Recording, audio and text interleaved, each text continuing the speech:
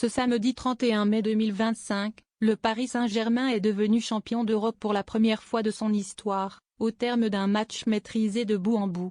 Un sacre attendu depuis plus de 30 ans, qui aurait dû donner lieu à des scènes de communion, de joie, d'embrassades, de drapeaux agités jusqu'au blackout de la nuit. Mais à peine le coup de sifflet final retentissait-il que les premiers incidents éclatent sur les CHAMPS Élysée, à Saint-Cloud, au Pont d'Iéna ou encore à Lyon, Grenoble, Nantes, Pau, Alençon.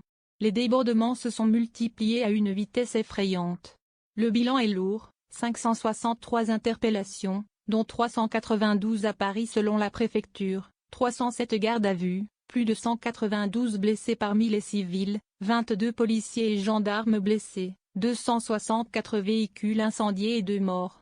Un jeune homme de 17 ans poignardé à Dax et un conducteur de scooter percuté à Paris. Ce qui aurait dû être une soirée d'union nationale s'était transformé en miroir brisé de notre époque, où la fête bascule trop souvent derrière les statistiques, il y a des visages. Celui du père de famille dont la vitrine a été brisée à coups de marteau. Celui de cette jeune fille évacuée en urgence après l'effondrement d'un abribus. Celui, surtout, de la famille du jeune Dacquois poignardé en marge des fesses. La justice a déjà commencé à trancher, plusieurs jeunes hommes ont été condamnés à de la prison avec sursis pour des violences contre les forces de l'ordre, selon Le Monde. D'autres seront jugés dans les prochains jours. Mais le mal est fait.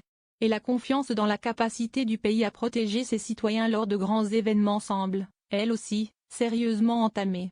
On a eu le droit à 5000 policiers, à des blindés, à des drones. Mais pas à la sécurité, entend-on dans les rues. Une colère sourde monte dans la population.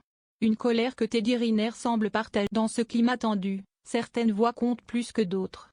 Celle de Teddy Riner, double championne olympique et légende du judo français, résonne toujours avec force, d'autant qu'il ne se contente plus d'être un simple spectateur des affaires publiques. Invité sur BFM TV le lendemain de la victoire du PSG, celui qui rêve désormais d'un avenir politique n'a pas mâché ses mots. C'est triste de voir qu'on ne sait pas fêter correctement en France. C'est dommage d'en arriver là, c'est dommage d'entendre qu'il y a des voitures qui ont brûlé, c'est dommage de voir qu'il y a des violences, a confié le grand sportif. Pas d'agressivité dans son ton, mais une immense lassitude, celle d'un homme qui a vu les Champs-Élysées se transformer en champ de bataille, là où il imaginait les enfants danser sur les épaules de leurs parents.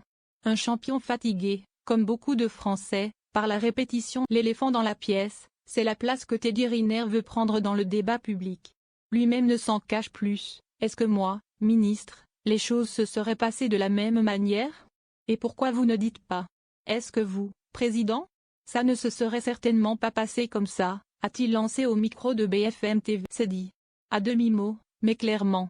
Si ce dernier devait un jour se présenter, la sécurité serait au cœur de son programme.